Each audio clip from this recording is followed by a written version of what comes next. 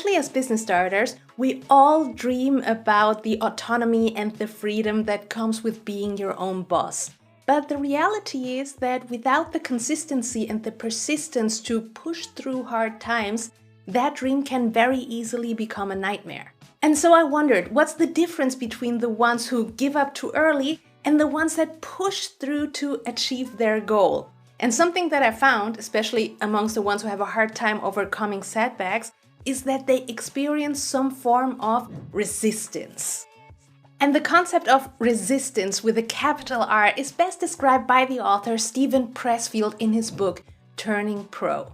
The dragon that we have to slay is internally based. It's internal self-sabotage, what I call resistance with a capital R. The question then becomes, well, how do you overcome it? Once you identify the voices that you hear in your head that are really not you. They're really this negative force that's out there that's resisting you. As an example, if you ever try to meditate and you try to quiet your mind, you find just these crazy things go through your head one after the other. And if you identify with them and you say, that's me, then you're in trouble. But if you recognize them as just sort of alien, visitations, you can just let them pass through and keep working. So, okay, how do you overcome resistance? For me, the policy that I use, or the phrase that I use, is turning pro, which is a kind of a different attitude from being an amateur to being a professional.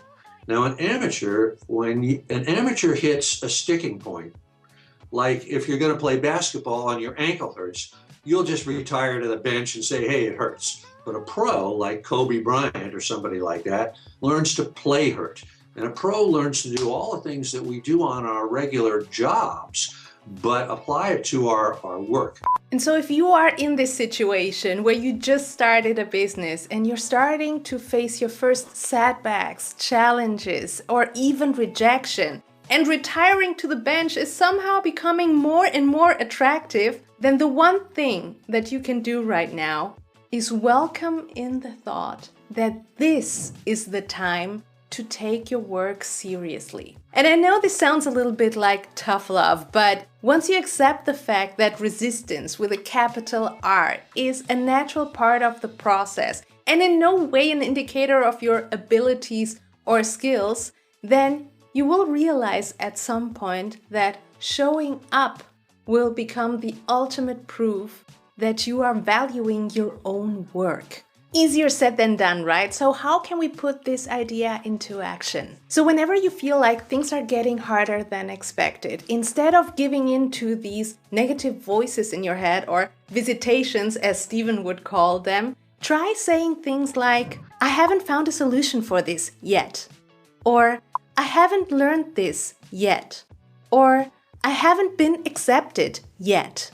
And then begin to embrace the idea that your outcomes aren't your only indicators for success. So let me tell you the story of Jane. Jane has been killing it as a leadership coach for a minute now, but she's decided to step up her game and start offering online courses and webinars. So to promote her course, she started experimenting with different content types, but when she was publishing her first stuff, she didn't quite get the results she wanted. But then she remembered that she needed to get into the right mindset and learn some new tricks to make her content pop.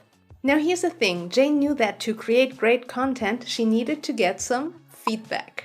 So she started to hit up some successful creators to get some advice, got her clients to test her new stuff, and even created a work group with other content creators. Now, Jane had an interesting way to go about the progress that she was making. Every time she could improve her content based on all the input she got, she would order her favorite lunch, listen to her favorite song on Spotify, or journal about her progress. See, Jane accepted the fact that it would take her some time to build up a following and that there would be some obstacles along the way. So instead of focusing solely on the end result, she was also celebrating the small progress that she was making. And eventually, by celebrating her small wins, Jane was able to expand her business and reach new audiences with her services.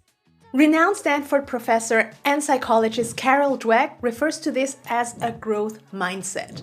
A growth mindset is about seeing opportunities for development even in the face of obstacles or rejection.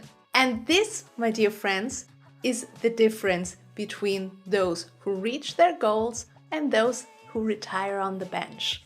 So instead of just praising ourselves for big wins, let's give ourselves some props for putting in the hard work. And if you want to be like Jane and learn how to receive feedback, because let's face it, it's not always easy, then you can check out this video right here.